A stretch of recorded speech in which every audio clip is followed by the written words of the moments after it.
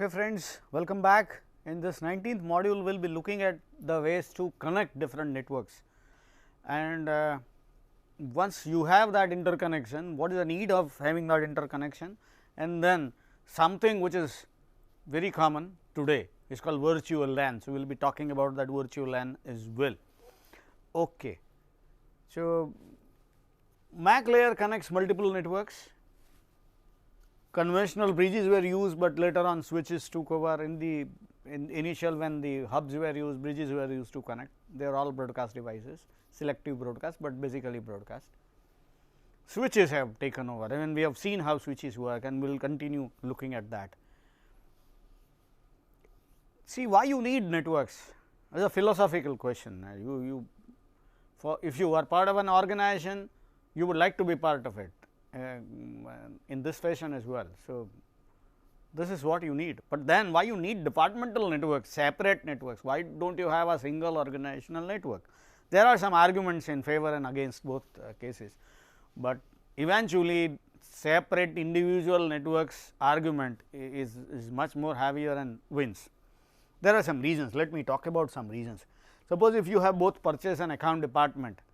So, when account department is looking at the purchase, because they will have to endorse that purchase, they will have to look at that information. So, how they do it? If their networks are separate, you need to communicate to them. So, these are arguments which demands people to communicate, these networks to communicate with each other. So, HR department also would like to see who has given, whether the boss has granted leave and something like that. And sales department to communicate with product department, because before they commit something, they will make sure that production schedule manages the delivery. They say the delivery, you will be getting the delivery day after tomorrow, but the production is not scheduled, you can't do it. So, these are issues demand people to talk to each other, these networks to talk to each other. But then having departments in the first place, okay, if you start thinking that you should have a single network, everybody is connected to it and do it, then these problems would be solved, but that is not going to solve. The problem is you divide organization into divisions and departments because the business functions that way. And if you do this, having single network everywhere, you are going to disturb that structure. Not only why? Because different departments have different softwares. For example, computer science department in a conventional university, computer science department needs latest softwares and lot of other latest devices and all that, but the language department does not have all that, does not require all that facilities, and the users are also not familiar with that. So, their demands, their requirements are very different. Okay. Security requirements are also different. For example, account department is paranoid about security, they do not want to lose a bit of that data, while if R&D department, they are ready to use even beta versions of every software that comes across and run nifty experiments and so on and so forth. So, the demands are different. Wired and wireless networks also cannot be merged together, because wired is different, wireless is different. So, you can't merge these two networks into one. Not only that, there are other issues which are more critical. First thing, every department has some classified information which I do not want to share.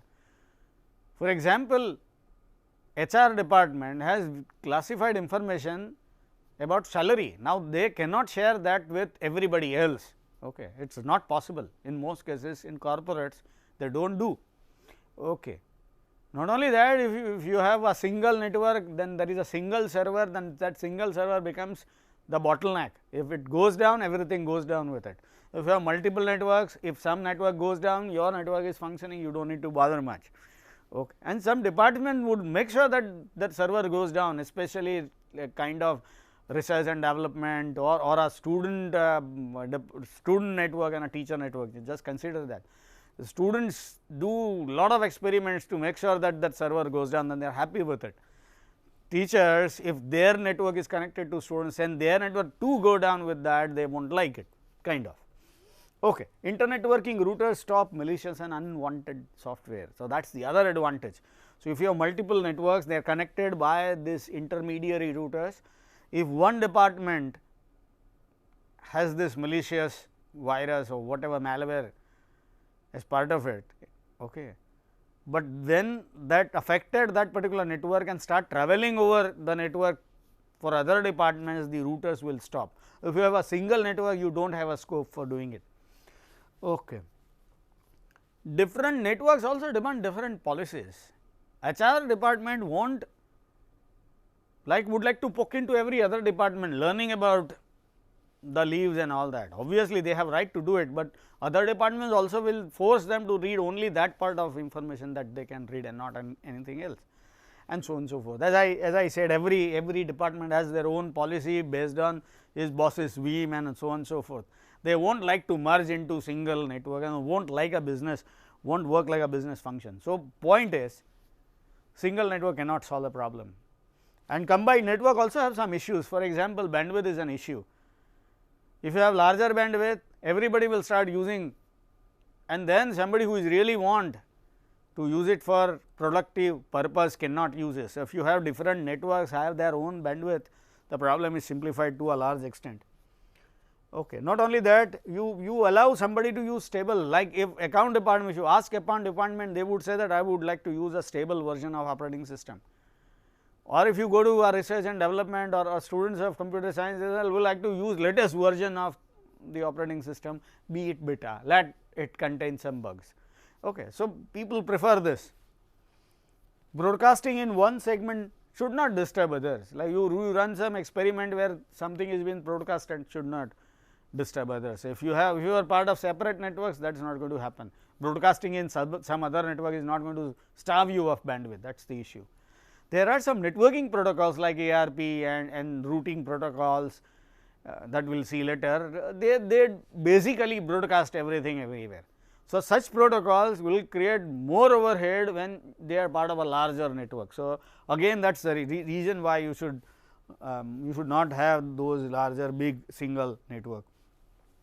And when the networks are physically separate, one network here and the one network in the other building, you can't have a single network, it is not possible. Okay.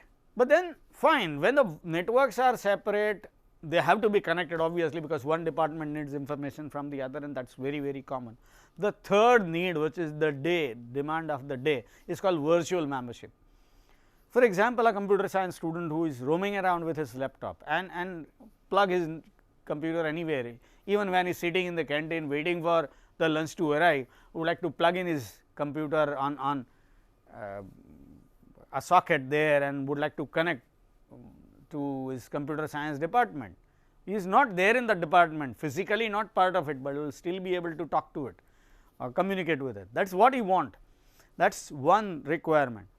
Okay. The other case is account department person who has gone somewhere for audit, and when he is doing audit would like to look at the rules and regulations and notifications and whatever of his own network. So, he would like to be part of his own network even when he is working on some other network device, on other network computer. So, that is the other requirement. So, this kind of virtual membership is very important for business to function. Not only that, this is the third example, a security expert who has gone somewhere else and testing what is working, what is not, would like to go back to his own network, fetch some vulnerability assessment tools and run and kind of. Okay. Internet has solved most of these problems actually, you can do this, but being a virtual member saves lot of problem actually. Okay. What one need is a logical grouping of members. So, you are part of your network wherever you are, not physically part of the same network, you can be elsewhere and still part of the network. That is what the idea of this virtual LAN. Okay. So, we will study about this virtual LAN, but just before we embark on virtual LANs, we will understand something called self learning switches. Now, these switches that we use in conventional networks, they learn on their own many things. For example, when you just plug them in, let us take an example to understand. Suppose if I just plug the switch and here are some networks.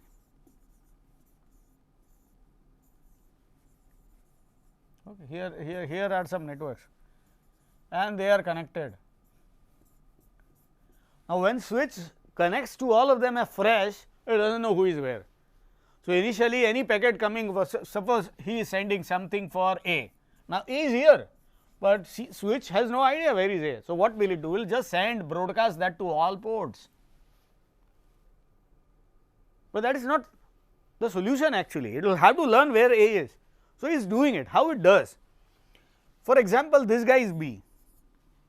What is the side effect of doing it? That it understands the switch has not yet understood where A is, but understood where B is. It says that B is belongs to the network, let us call this network X. So, the side effect of this process is that switch remembers now that B belongs to network X, which is connected to port number 1. And after a while, when A responds back from this port, this switch also learns that A belongs to network Y and on this port number 4. So, it remembers this.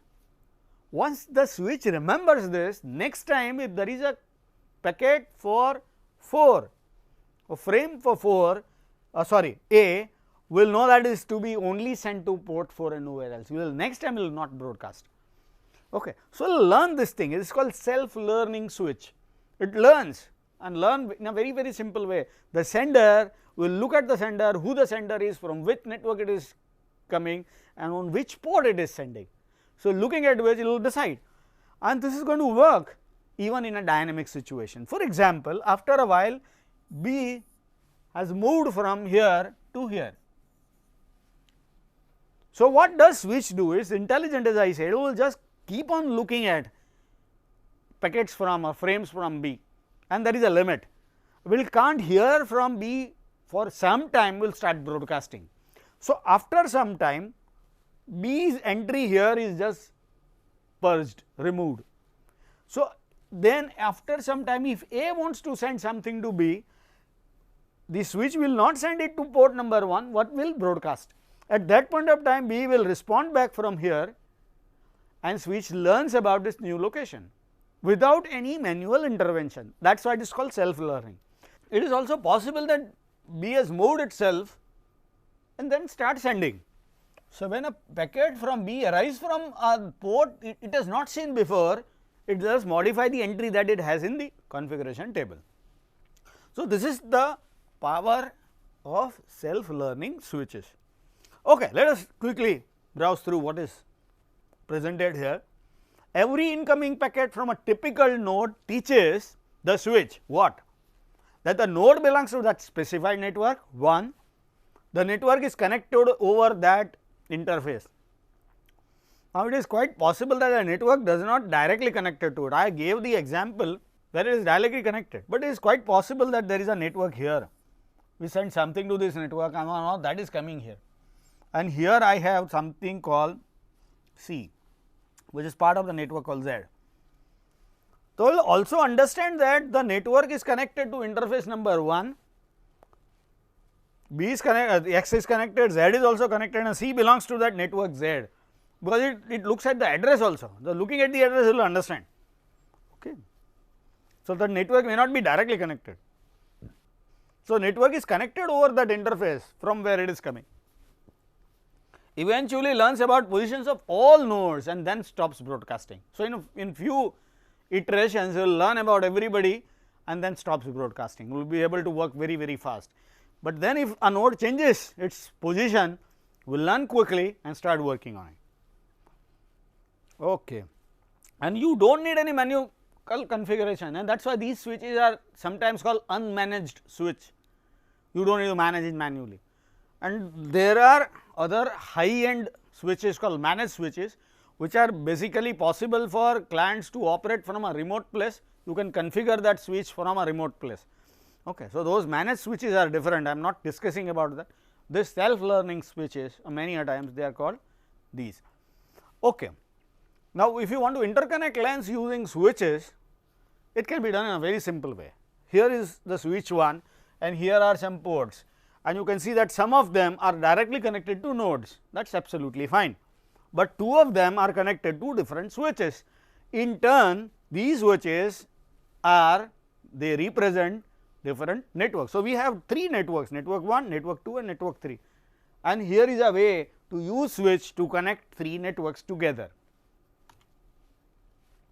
The building block bridge or a switch. Here one example of a building block, I am using a square here and here is a circle, but basically it is the same thing. The word B, actually the character B indicates this bridge, but the same thing is true for a switch, and they are connected in the fashion I have just talked about. So, there is a switch which connects 4 and there is a connection which is going elsewhere. Okay. So, that is going to some other network. Similarly, here is a bridge which connects to multiple networks, and here is the case where a switch which has learned all destinations. Now, try to understand this. It says that be at interface 2. Now, this is the case. For this switch, it has learned that B is connected to interface 2. You can see that B is here, but it has received a packet from B on interface 2. So, it has learned that B is part of this. So, if there is any packet coming, a frame coming it here, we will send it there. Okay. And A is at 1, you can see that A is here. So, it is here, C is at 3, C is here, and here are different networks, this is N1, this is network 1, this is network 2, this is network 3. Okay. So, B1, B2 are all switches. So, this is how a switch, in the case where switches have learned everything and they are functioning well. Okay. But when you connect heterogeneous networks, okay, you can have something like this. This is a first network which is classic Ethernet network, classic Ethernet 10 Mbps. This is a fast Ethernet network which is 100 Mbps. This is an 802.11i network. Okay. This is again the same network, both of them are Wi-Fi networks.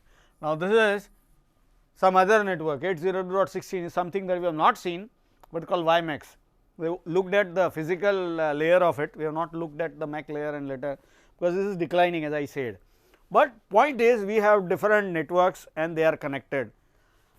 So, when we use multiple different networks and they are connected, there are few problems. For example, suppose if something is being sent from Ethernet to this Wi-Fi. Now, Ethernet frame, if you remember, does not have some fields which we talked about in the previous this thing. Duration field is not there in Ethernet, is there in Wi-Fi. So, a frame which does not have duration field, this switch actually needs to convert an Ethernet frame into a Wi-Fi frame. A Wi-Fi frame contains duration field and this does not. So, how to produce that is one problem. Second problem, there is something which Ethernet card contains, for example, type.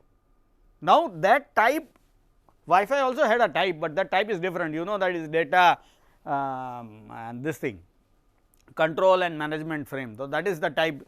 In Ethernet case, type is what actually is being held inside, okay, that is the indicator. So, that is the other problem. So, there are two problems, one is there in the source and not there in the destination, the other one which is there in the destination, but not at the source. So, how to manage these two? Okay. So, usually this is done, filling up fields non-existent is shown with dummy values. For example, Ethernet to Wi-Fi, you just add dummy duration, and what will you do with type? Just ignore, that is all, you can't do anything because there is no such field. So, you will have to ignore. The bigger problem is if the response comes back from Wi-Fi to Ethernet, now we will have to have that type value which is not there. So, how will guess that value back. Okay. So, we will have to somehow relate that previous one with the new one to make sure that if it is IP version 4 who has sent that packet, should be the IP version 4 should receive. So, that some kind of bookkeeping is also required here. Okay. So, I am actually not elaborated this problem, this is basically a very difficult problem to manage, but then some solutions are there, no solution is perfect, but then there are some solutions. The other point is this is a fast Ethernet network and this is a classic Ethernet. This is a 100 MB and this is only 10 MB. So, we know that there is again a problem. If this guy is sending at 100 MB, the other poor receiver cannot handle this 100 MB. Okay. For some time it can buffer incoming data, but after that it cannot, and we have seen the pause frame kind of flow control mechanism that is needed here. Okay. The other issue is maximum size of frame.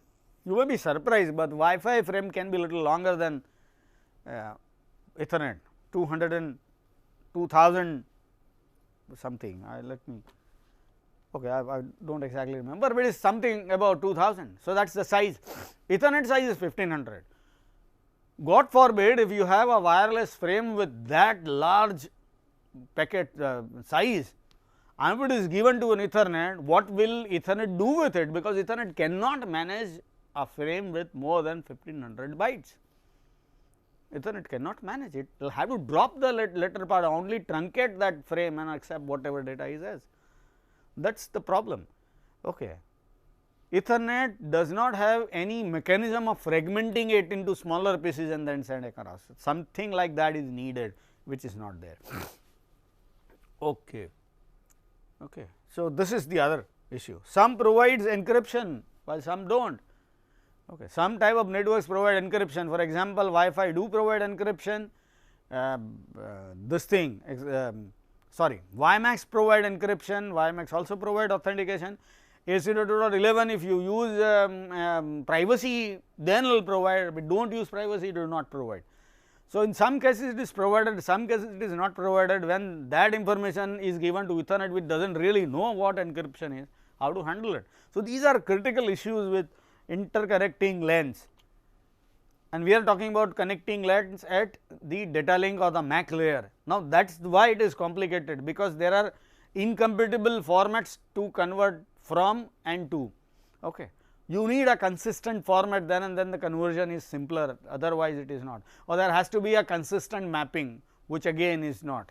So, that is the reason why connecting networks at MAC layer is a serious problem. Okay. Now, let us move into learning about virtual LANs, but before that let us see what conventional LAN is and how virtual LAN is different than that. When a node is physically connected, it is part of the network. If it is not physically part of the network, it is not there in the network. All switch ports connect to all nodes of a typical network or link to others. Okay. So, we have seen that switch. So, all nodes connect to same single network. Okay. All nodes for a single network are physically adjacent to it. Okay. So, that is conventional network setup case, which is normally observed even today. In most cases we see this. Virtual membership is a rare case, once in a blue moon that you will encounter for most of our cases. Okay. And what we have is called physical membership and no logical membership. And an interesting consequence is that if something is broadcasted in our network, because we are physically part of it, we will receive it. Why I am talking about this? Because virtual members also demand that if there is a notification or notice about something, for example, a computer science student is connected to our network from a remote place, if a submission deadline approaching kind of a notice is displayed, he should be able to, a broadcaster he should be able to get that service, okay, even if it is not physically part of it. So, that is a critical requirement of a virtual membership. Okay. And normally, if in a conventional LAN, you can log into your network only when you are physically part of it, otherwise you cannot log into your own network. Virtual network is where the membership is virtual. Okay. Wherever you are, you get the same right over your data, and same you just feel that you part of your network, and that is the part of the good thing about virtual LAN. All messages unicast or broadcast in home network will reach you. You are not part of physical network, but you will still get them. Moving a node from one network to other without physical. Now, in a virtual network case, if one node is moved from the one network to the other, you do not have to physically do it, you will just mention it. Okay. And in fact, a VLAN aware switch, remember earlier we talked about self learning switch, you will know that this is a port and on this port this is the network. VLAN aware switch also understands that on this particular port this node is connected, which is part of some other network. Okay. So, you will remember that too. Okay. And it will allow access from remote. Both mobile and stationary devices require that mobile access. We have seen mobile case, student roaming around in university campus, and stationary case is the accountant case. Okay. So, for that Ethernet has provided virtual LAN solution, which is known as 802.1q Ethernet, and here is this is the difference, these two fields. The first field is basically type, the protocol ID. If this value is this value is true, the next 2 byte is basically this VLAN tag. Okay. So, this VLAN tag contains these 3 values which are important for us. Okay. The protocol ID is basically type filled with value 8100 hex. Okay. Now, what is that tag and all that, we will just talk about them. Okay. A VLAN aware switch will be able to see and understand this frame. You can see that this frame is quite similar to a conventional Ethernet frame. This is basically a type field, and this all thing basically is that after that type actually you can see that this is just data. Okay. For a conventional switch, they do not understand that it is VLAN tag and LAN and all that, you will not understand that, you will only understand this to be data. Okay. But a VLAN aware tag also, a VLAN aware switch will also understand this is a tag, and you are going to understand looking at that tag which VLAN this frame belongs to or the sender belongs to. Okay. So, that is critical. Okay. And they have they should be able to, a VLAN aware switch should be able to process this switch, and because it can move that frame to appropriate networks. Okay. So, VLAN tag contains 12-bit virtual LAN identifier. Okay. So, that 12-bit virtual LAN identifier, this is the important, other 2 fields have no actual connection with virtual LAN. And let me tell you this, we talked about packet classification, we have talked about, we are talking about VLAN, and we will also be talking about something of MPLS. All these solutions are trying to solve a problem in a, I would say, half-hearted way, not complete way, and that is the reason why they are not all that popular. And eventually we will see a final solution that is going to rule the world, if you believe experts. It is called software defined networks. So, whatever we are talking about VLANs, whatever we have looked at when we discussed about packet classification, whatever we are going to learn about MPLS, all combined finally into SDN. Okay. Anyway, now the process is very simple. A node with VLAN aware switch, so it get that VLAN information and you just send, you do not have a problem. You know that this node belongs to this network and you route accordingly. You just every switch has a configuration table containing which node, which port, connected at which port, belong to which network. So, whenever there is a broadcast for that network, on those ports only that information is broadcasted, pretty simple.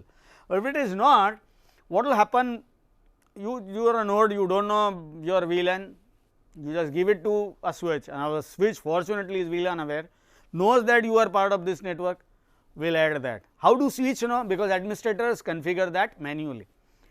Okay. So, once the frame goes there, the frame is converted into VLAN aware information and sent, but that again requires some kind of self learning. For example, I connect right now here and I may connect from some other place, I use a different MAC address. Okay. So, one method to do it is to have a fixed IP address for all users, you do not need dynamic IP addresses, and you just check the switch will do what, look at your IP address and understand, looking at your IP address decide that you belong to this LAN, and then you make sure that you are part of, logically part of that LAN. Technically it is not very hard to provide, because it is already part of it, is just need to route that to that network. So, if you are a computer science student and you connected from canteen, you will route that from canteen to the computer science department, so that is not a problem. Not only that, whenever there is a broadcast in computer science, the computer science switch also understands that there is a user sitting in the cabin. So, that broadcast will also be routed to that canteen. So, that is technically done, and here are three methods. MAC address is one, and IP address is the other, and the third one, in fact MAC will be a problem, because if MAC address changes you have a problem. IP address is not good, because you are working at MAC layer, you try to poke into the IP, and if IP changes its structure you are in trouble. Okay. So, IP version 4 to IP version 6, the address changes, so your solution is not going to work. But a better mechanism, the third one, something called multiple spanning tree, I am not going to elaborate on that, is there to solve this problem, and hopefully will solve this problem.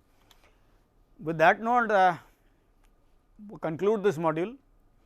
We have looked at how to connect LANs, what are the requirement of connecting LANs, a standard for connecting LAN is why that is needed. We have also seen the need for virtual membership, and then we have looked at a standard which Ethernet provided. We briefed about a standard called 802.1q, which Ethernet, it enables Ethernet to provide solution to this virtual membership problem. With that note, we will conclude. Thank you all friends.